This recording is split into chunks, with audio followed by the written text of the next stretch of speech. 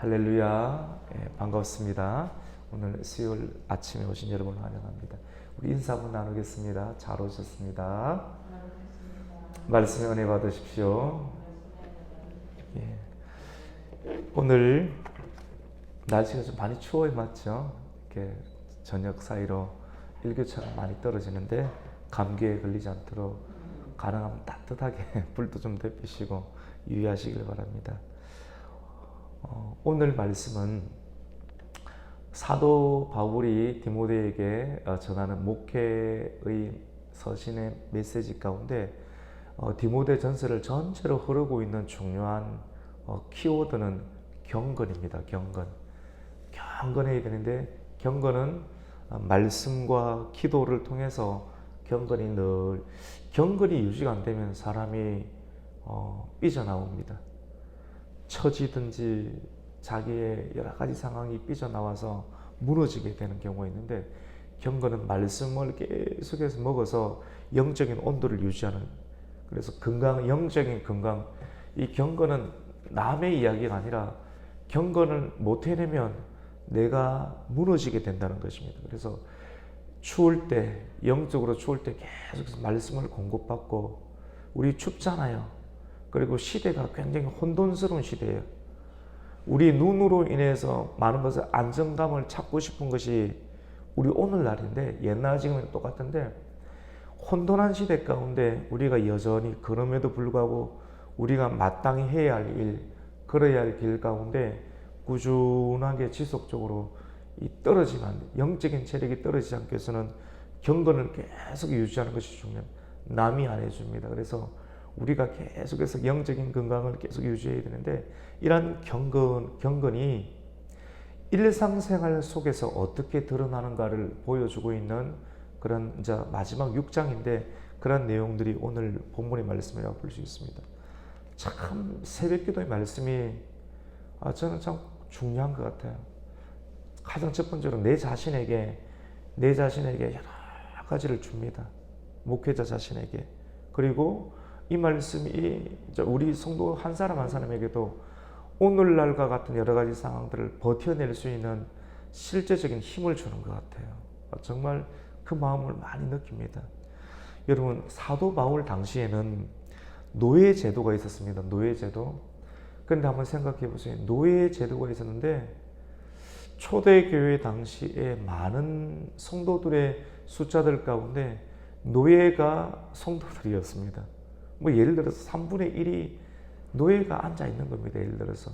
그런데 종들만 성도가 되는 것이 아니라 그 성도들 중에서는 간혹 한 집에 살고 있는 주인과 노예가 함께 하나님을 영접하고 예수님을 영접을 해서 성도가 되어 있는 경우가 있습니다. 여러분, 상식적으로 오늘날 같은 경우도 생각해 보세요. 주인과 노예가 오늘날 시대는 없지만도 상점과 부하 직원, 예를 들어서 사장님과 또 일꾼들, 이런 경우들이 놓여져 있지 않습니까? 근데 옛날은 더 노예와 이 상전의 관계가 굉장히 엄격한 관계였는데, 이렇게 될 때 교회 안에서 어떤 호칭을 불러야 되며 또 이들이 오고 가는 그런 대화는 어떻게 해야 되는가? 우리가 복음을 받아들이면 복음은 모든 것으로부터 해방이다, 자유다, 이런 말을 많이 하지 않습니까? 근데 과연 이런 해방과 자유가 실질적으로 각 개인에게 어떻게 영향을 미치는지, 이것이 강단에서 선포되는 말씀으로 정리가 되고 조정이 안 되면 내가 인식하는 방법으로 완전히 해방이다, 예수님께서 우리를 해방시키기 위해서 이 땅 가운데 오셨기 때문에 당신과 나의 관계는 이제는 주인과 상전의 관계가 아니라 완전히 해방이 되어야 된다. 우리 말 터놓고 지내자. 당신이 가지고 있는 물질, 나는 물질이 없으니까 당신이 물질 다 내어놓아라. 이런 형식으로 혁명적인 개념으로 각 개인에게는 적용이 될 수가 있습니다. 그래서 강단에서 선포되는 그 말씀에서 이것이 정리가 되어야 되지만이 시스템이 안정이 되고 또 원활하게 돌아갈 수가 있게 되는 것입니다. 실질적으로 이러한 경우가 많았고, 바울은 교회가 덕과 질서가 무너지지 아니하는 형태 속에서 예수 그리스도의 복음이 어떻게 증거가 되고 한 개인과 또 공동체 안에 적용이 되어야 되는지를 오늘 말씀을 설명을 하고 있는데, 그것은 종들은 상전을 범사에 마땅히 존경하라. 복음은 해방이고 자유라고 우리가 단어로 만들어낼 수 있지만 이것을 실질적인 외부적인 시스템에 그대로 적용하지 않는다는 것을 우리에게 말씀을 하고 있습니다. 그리고 믿는 상전에 대해서는 우리가 형제다. 지방교회 아시죠? 지방교회 쪽도 이단이잖아요. 모든 것을 뭐라고 하냐면 형제라고 이야기합니다. 형제. 사실은 본질적으로 맞는 부분인데, 본질적으로 맞는 부분들을 우리 실질적인 공동체나 교회나 우리의 삶 가운데 그대로 적용하면 많은 것이 무너질 수가 있습니다. 그래서 오늘 성경 가르침을 보게 되면 믿는 상전에 대해서 우리가 예수 그리스도를 믿는다 형제라고 해서 가볍게 여기지 말고 오히려 더 깍듯하게 하고 더 잘 섬겨라 하는 것이 성경적인 메시지라고 볼 수가 있습니다. 우리 6장 1절과 2절을 우리가 이런 의미를 가지고 하나씩 한번 읽어보겠습니다. 1절과 2절입니다. 무릇 멍에 아래에 있는 종들은 자기 상전들을 범사에 마땅히 공경할 자로 알지니 이는 하나님의 이름과 교훈으로 비방을 받지 않게 하려 함이라. 믿는 상전이 있는 자들은 그 상전을 형제라고 가볍게 여기지 말고 더 잘 섬기게 하라. 이는 유익을 받는 자들이 믿는 자요 사랑을 받는 자임이라. 너는 이것들을 가르치고 권하라. 이게 외부적인 혁명적인 개념으로 가서는 안 된다라고 하는 것입니다. 신학 가운데도 옛날에 해방신학이라고 있었습니다.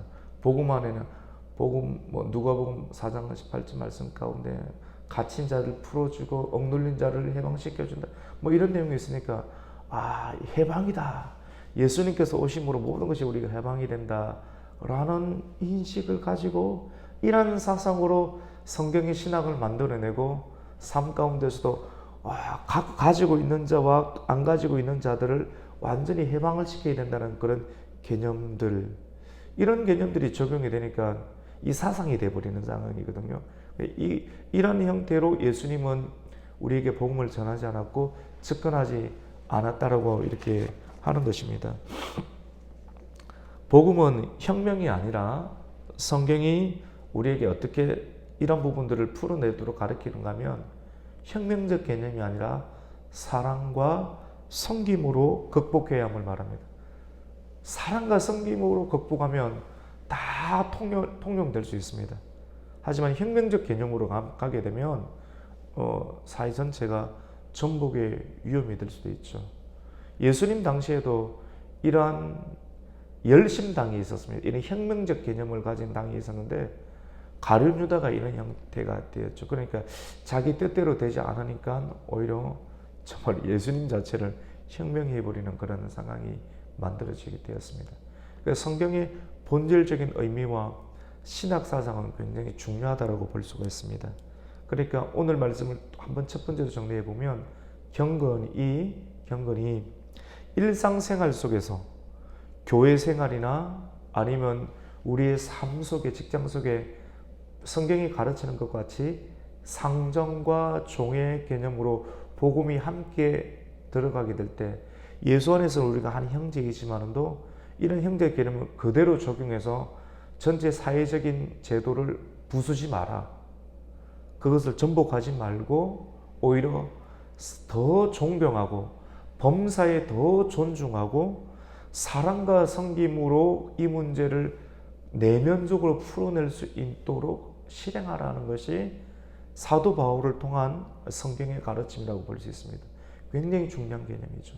왜냐하면 이런 형태로 굉장히 성경을 해석하는 형태가 많기 때문에 그렇습니다.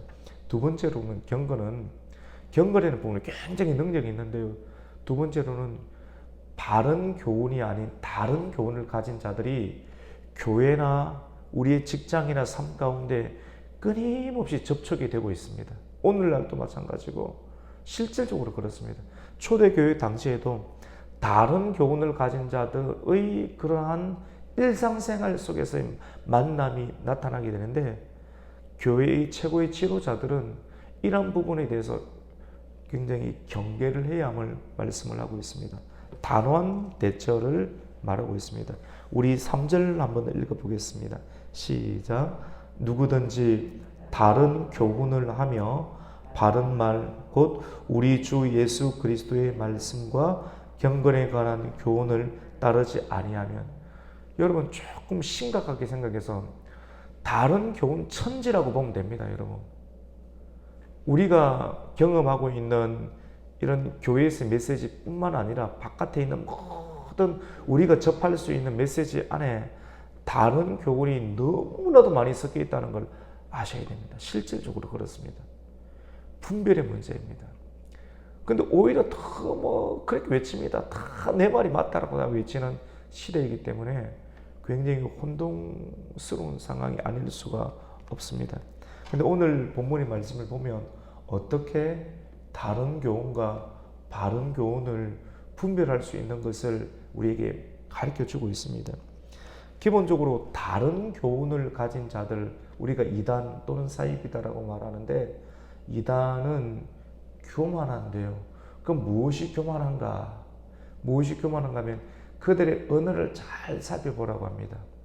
언어를 잘 살펴보고 나만 옳다라고 하는 형식을 가진 것, 그런 사람들, 이런 사람들은 기본적으로 교만한데, 이단에 빠지는 사람들을 보면 교만한 사람들이 빠지게 되고, 또 이단은 교만하고 교만한 사람들이 또 이단에 빠지게 됩니다. 나름대로 성경을 안다라고 하는 사람들이.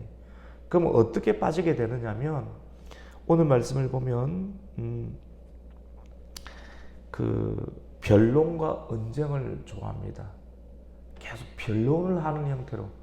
그래서 내가 성경을 알고 있기 때문에 변론을 하게 되는 그 순간 빠지게 되고, 그러한 주장들 가운데 자기도 혼동한 상황 가운데 빠지게 되는 것을 보게 됩니다.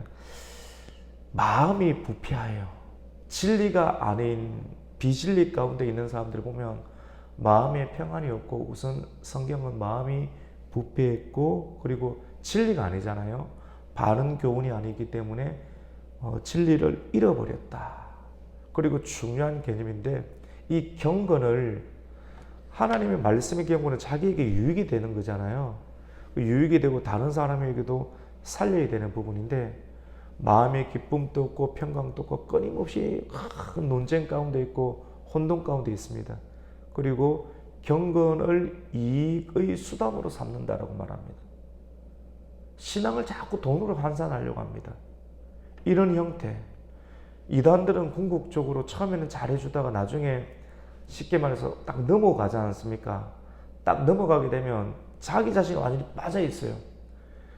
물불 안 가리고 완전히 빠지는데, 그쯤 되면 이단에서 뭘 요구하느냐면 돈을 요구합니다. 집문서, 땅문서, 가정도 없습니다. 탁 깨어지는데, 근데 그것이 맞는 것처럼 빠져버려요. 혹시 여러분 무언가에 한번 빠져보셨습니까? 예를 들어서 사랑에 한번 빠져보셨어요? 이런 거는 좀 좋은 건데요. 결혼할 때 우리가 사랑에 빠지지 않습니까? 사랑에 빠지면 물불 안 가리지 않습니까? 예수님께 빠지는 건 좋아요. 예수님께 빠지면 예수님은 우리 가정을 지키게 만들어요.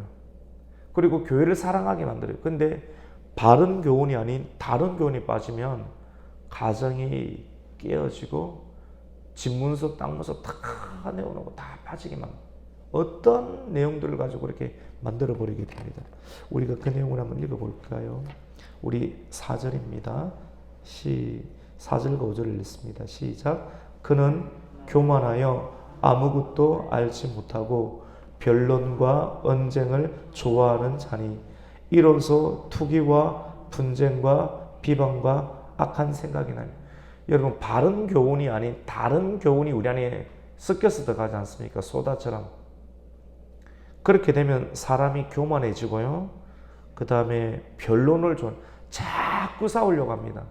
딴지를 걸어요. 뭔가 들어왔다는 겁니다. 신천지나 하나님의 교회나 이런 것이 안 들어와도 마귀가 뿌려놓았던 다른 교훈이 우리 안에 들어오게 되면 어떻게 되면 사람이 계속 싸우려고 해요. 분쟁하려고 합니다. 그리고 언쟁하려고 하고 투기와 비방과 악한 생각이 그 사람의 마음에 계속 들어와요. 꼭 신천지가 아니라 할지라도 사단이 뿌려놓았던 그러한 교훈이 우리 안에 들어오면, 그런 생각이 우리 안에 들어오면 사람이 변한다는 겁니다.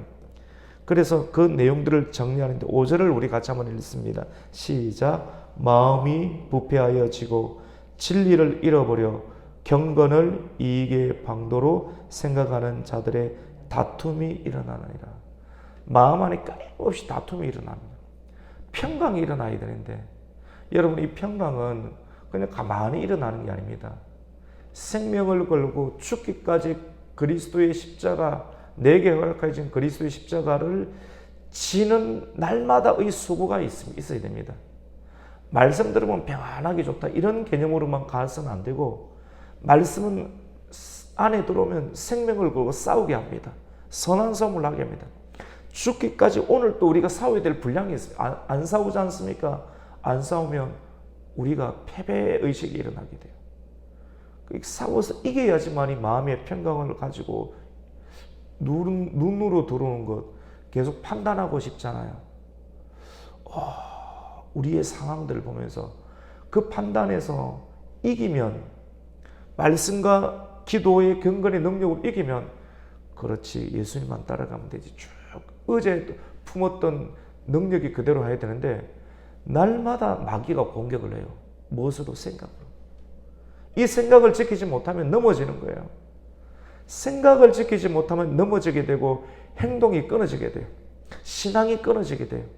균일성과 지속성이 끊어지게 됩니다. 이게 다 생각의 문제인데, 마귀는 끊임없이 우리의 구원의 투구를 벗기려고 해요. 마음의 평강을 빼앗기 위해서 의의 흉배를 공격합니다. 생각을 끊임없이 집어넣어요. 이단뿐만 아니라 다른 교훈을 가진 그런 생각들, 상처들, 그런 것들을 마귀는 수단과 방법을 가리지 않고 하나님의 성도들이 올바른 길에서, 가는 길에서 빼내기 위해서 얼마나 애를 쓰는지 모릅니다. 그래서 우리가 이렇게 새벽 기도를 드리고 이 말씀을 또 준비하고 이 말씀을 듣고 내일 또 그 말씀을 또 들어야 되는 이유들은, 우리가 밥을 한 끼를 먹지 않으면 힘이 떨어지고 힘이 빠지는 것처럼 영의 양식을 끊임없이 먹어야지만이 또 그 자리에 서 있을 수 있게 되는 것입니다.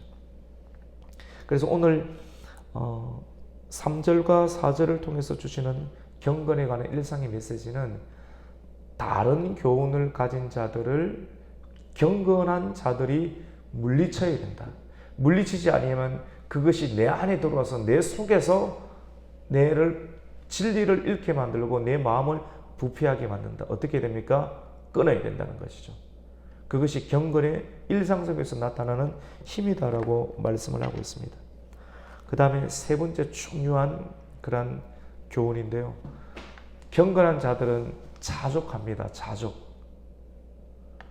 경건은 말씀과 기도를 통해서 우리에게 끊임없이 유지하는 것인데, 자족이란, 여러분 만족이 있습니까? 자족합니까? 내 마음이 자족한가 자족하지 않은가를 오늘 분별해 봐야 돼요. 자족하지 않은 상태는 끊임없이 욕심에 의해서 우리의 마음이 충동질을 당하고 있다라고 보셔도 됩니다. 사도 바울이 말하는 그 자족의 단계, 오늘 성경이 우리에게, 저도 이 말씀을 통해서 끊임없이 충격을 받는 거예요. 자족의 단계의 수준을 어느 단계로 두고 있는가? 여러분 비교하잖아요. 저 사람은 골드 아파트인데 나는 어떤 아파트인가? 우리 집은 슬라브 집인가? 나는 평생을 열심히 사는데 남들하고 막 비교하고 싶은 생각이 있지 않습니까? 그게 그러면 끝이 없습니다. 끝이 없어요. 우리 아이들이 엄마 아빠는 그렇게 열심히 사는데 왜 우리 집은 왜 이런데 형편이 없지? 그런 말을 하는 거예요. 아이 입장에서 이해가 가요. 저도 아버님께서 목회를 하실 때 아버님이 예수님만을 따라가자고 하는데 우리 집은 지하실에 살더라고요. 근데 아무리 신앙을 가져도 어릴 적에 신앙을 가지고 은혜는 있어도 내가 살고 있는 집이 지하실이라는 것을 떳떳하게 말을 못 하겠더라고요. 그 이해가 가요. 그래서 저 부분들을 나중에 어른이 된다고 깨달을까 그렇진 않을 것 같아요. 어른이 된다고 되는 개념은 아닌 것 같아요. 그래서 우리가 자족의 개념이 오늘 어떤 부분인지를 우리가 말씀을 통해서 봐야 되는데, 참된 지도자와 거짓 지도자는 차이는 자족으로 구별된다라고 볼 수가 있게 됩니다. 자족. 우리 6절 한번 볼까요? 같이 한번 읽습니다. 시작. 그러나 자족하는 마음이 있으면 경건은 큰 이익이 되느니라. 경건이 이익이 된대. 영적인 이익이 되는데요. 우리 한 절 한 절 더 읽어볼까요? 같이 읽습니다. 7절입니다. 우리가 세상에 아무것도 가지고 온 것이 없음에 또한 아무것도 가지고 가지 못하리니. 말씀은 우리가 듣고 있으면 욕심과 비교와 그 상황으로부터 원래의 자리로 가만히 천천히 우리를 데리고 갑니다. 십자가 밑으로 데리고 가고 우리의 영을 천국으로 데리고 갑니다. 우리가 또 나가보세요. 또 눈으로 들어오는 것, 또 비교하고 싸워야 되고 또 혼돈해야 되는 부분들이 있는데, 말씀을 가만히 성경 앞에서 우리가 서고 있으면 그렇지. 우리가 어떻게 사람이 떡으로만 사는 것이 아니라 하나님 입에서 나오는 말씀으로 정말 살 수 있고, 또 이렇게 이 정도 단계로 가야지만이 어떤 형편 가운데서도 승리하고 이길 수가 있는 것 같아요. 어느 정도의 자족의 수준인가? 우리 8절을 한번 읽어보겠습니다. 시작. 우리가 먹을 것과 입을 것이 있은즉 족한 줄로 알 것이니라. 사도 바울은 입을 것, 먹을 것이 있으면 족한 줄로 알아라. 그걸로 만족하라 라고 말합니다. 더 큰 아파트 평수 없어도 월세방에 살아도 감사해라. 따뜻하면 감사해라. 입을 옷이 있으면. 죽을 때 그거 다 들고 갑니까? 근데 아닌 거 알면서 우리는 다 끊임없이 욕심 가운데 짓눌리고 있지 않습니까? 이 욕심을 어떻게 제거하겠습니까? 죽을 때까지 제거해야 됩니다. 요 설교 마치고 또 나가면서 또 기도 안 하면 또 들어옵니다. 또 말씀 붙잡아야 됩니다. 그래 안 하면 욕심이 사람을 이끌어갑니다. 비교와 혼돈에서 끊임없이 우리의 마음은 전쟁터가 되어야 되는 것이죠. 먹을 것 있고 또 입을 것이 있으면 자족하는 그 마음, 그 정도는 다 있잖아요. 먹을 것, 저도 옷이 있고 여러분도 옷이 있지 않습니까? 먹을 것 정도는 있지 않습니까? 바울은 먹을 것과 입을 것이 있은즉 족한 줄로 알라고 권면을 합니다. 바울은 돈을 사랑하는 것이 일만하게 뿌리다라고 이렇게 말을 하는데요. 우리 10절 말씀을 한번 읽어보겠습니다. 10절, 우리 9절과 10절을 읽습니다. 시작.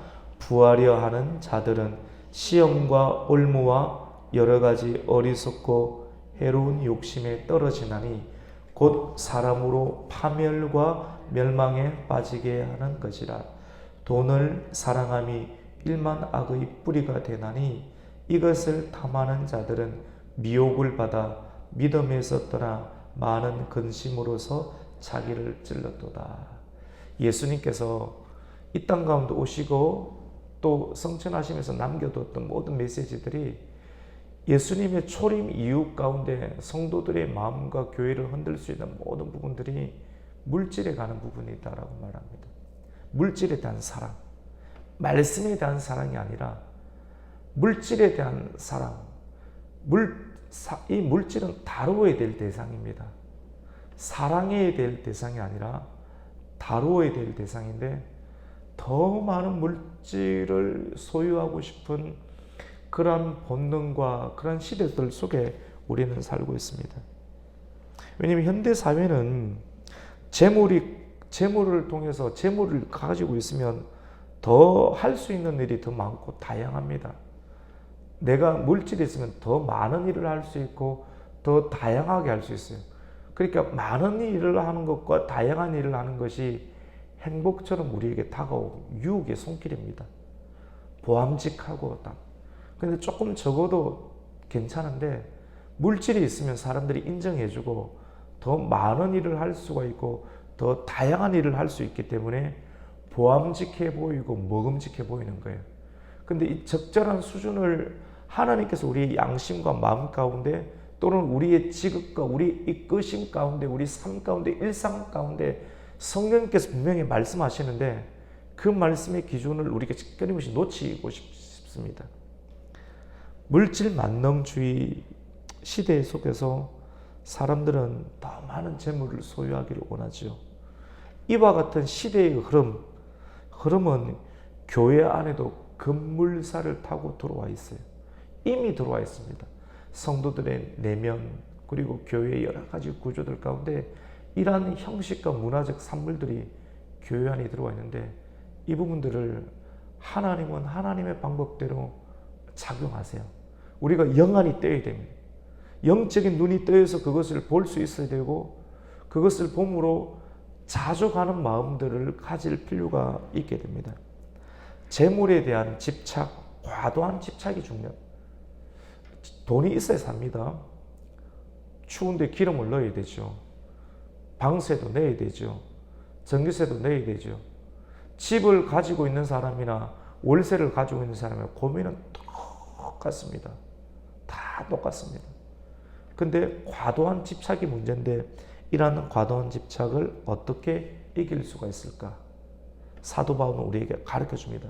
이거를 듣고 마음에 들이는 자들은 따뜻함과 평강이 있습니다.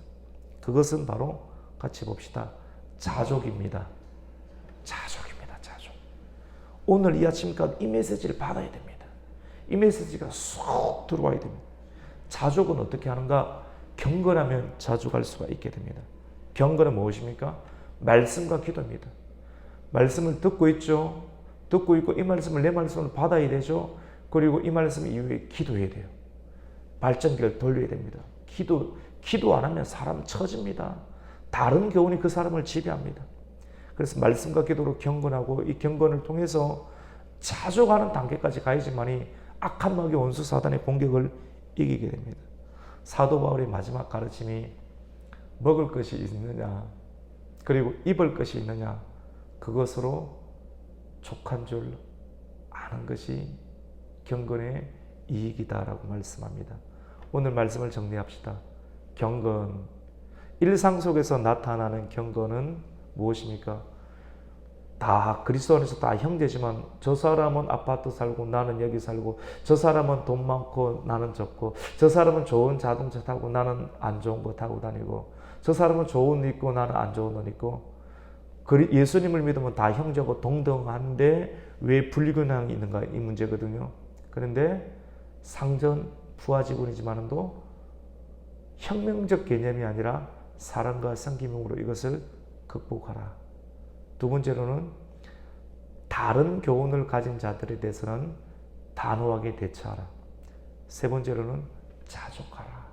경건은 이 세 가지 메시지를 우리 마음 가운데 드리고 또 기억을 하면서 이 경건의 능력으로 우리의 불안정한 마음들, 날뛰는 마음들, 그리고 생각의 온돈한 마음들, 정리되지 않은 여러 가지 미래에 대한 상황들을 오늘 주시는 메시지와 말씀을 통해서 경건의 이익과 유익을 통해서 승리하고 이겨내고 평강을 되찾을 수 있는 우리 성도가 되시기를 예수님의 이름으로 축원합니다. 아멘. 하나님 감사를 드립니다. 오늘 이 아침도 우리들을 깨워주시고 여러 가지 혼돈한 시대를 살아가고 있지만도 성경 말씀 오늘 주시는 교회를 통해서 주시는 이 말씀을 통해서 우리가 다시 한 번 더 중심을 찾으려고 합니다. 주님 사랑과 섬김으로 나아가게 해주시고 그리고 다른 교훈을 전하는 이단적 상황과 마귀가 뿌려놓는 사상과 신학과 생각들로부터 우리가 다시 한 번 더 겸손하게 해주시고 마음의 평강을 찾게 해주시고 자족하는 심령으로 오늘 이 하루도 능력 있고 기쁨으로 감사가 넘치는 삶을 살아갈 수 있도록 주님 우리와 함께하여 주시옵소서. 예수님의 이름으로 기도드립니다. 아멘.